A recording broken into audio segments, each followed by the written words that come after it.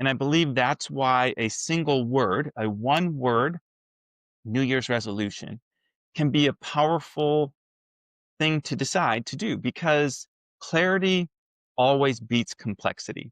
And I don't know about you, but there are plenty of things in this world, in this life, that are already complex enough. Heaven forbid we add one more thing or create our own complexity through some long laundry list of New Year's resolutions. And if that works for you, incredible. Do what works for you. I'm not here to discourage you. I just think this could help a lot of people when we start to understand the power of one word New Year's resolutions, right? And the idea of it is this: the idea or the power of one word is I'm not picking a word because I want to have a slogan, right? This I'm not trying to brand something. It's not so I can be trendy.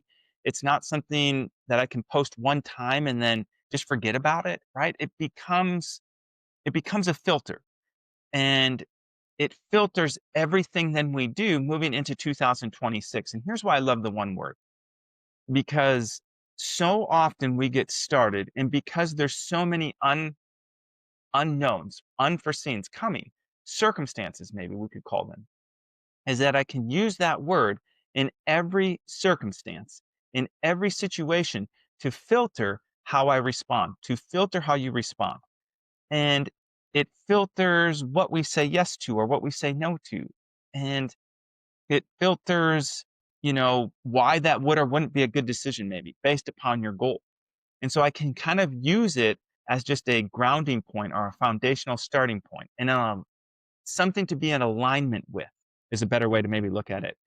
Craig Rochelle, well-known pastor, if you're familiar with the Bible app, then that's kind of the founder and the creator, him and his church and all of that. But Craig Rochelle says and often reminds us, that who you're becoming matters more than what you're achieving. And I think that that's a huge part of why New Year's resolutions are challenging, or any goal at any given time in our life, which is why New Year's resolutions kind of crack me up, because I think, why is it there's so much emphasis? Because we could take the same principle and mentality into every single day of our lives. But I digress. I digress. But what Craig Rochelle is reminding us of is that who we are becoming, again, is more important or matters more than what we achieve. Meaning, even if I achieve the goal, that's amazing. Kudos. But if I'm not necessarily becoming the person or developing the character in which I also should desire, then I think it's kind of a shallow goal, maybe.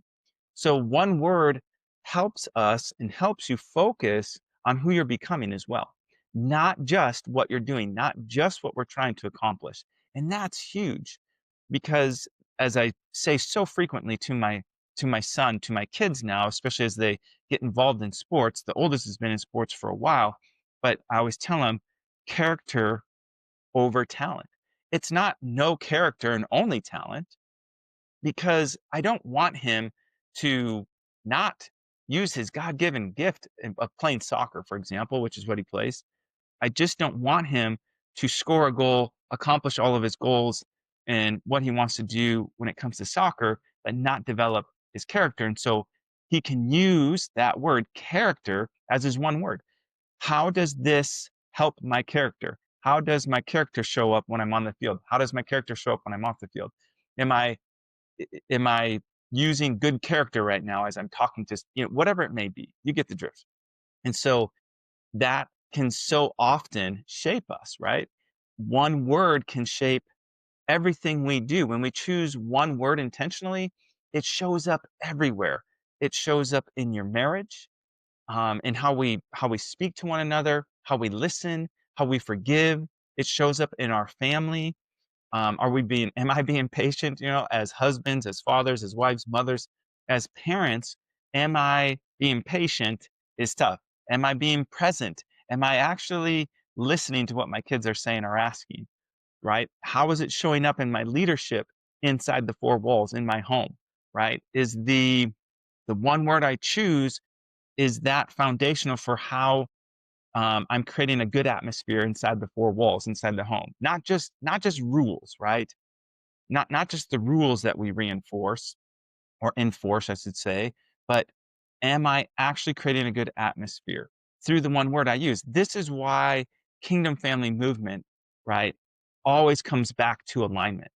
It's always coming back to God's original intent, to the alignment of the truth of what he wants for us.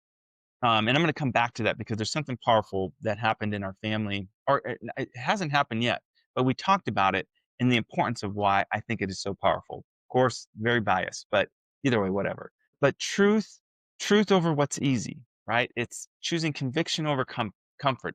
It's presence over busyness. It's faith over fear. Whatever your one word is,